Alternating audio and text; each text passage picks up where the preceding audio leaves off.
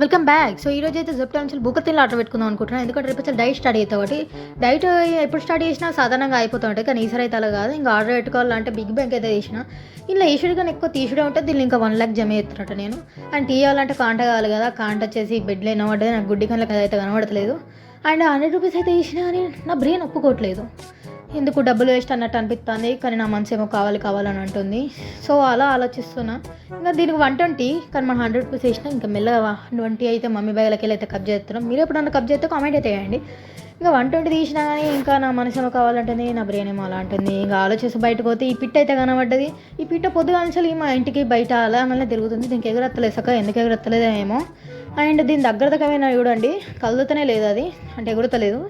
అయినా కదా అది ఎటు పోతుందా నేను ఇంకా దగ్గర దక్కబోతున్నా ఎగిరిపోయింది. అండ్ గైస్ వీడియో అయితే లేట్ అవ్వడు కాదు ఫస్ట్ వస్తలేవు ఎందుకంటే ఎన్ని రోజులు ఫోన్ అయితే ఖరాబ్ అయింది గైస్ అందుకే వీడియో అయితే రాలేదు. ఈ కంచెలు అయితే కంటిన్యూ అవుతాయి వీడియోలు. అండ్ ఈ పిట్టను దొరకబట్టి బియ్యం కాడ వేద్దాం అనుకున్నా కానీ అది మళ్ళీ నా దగ్గరికి తప్పించుకొని ఎటో వీకింది.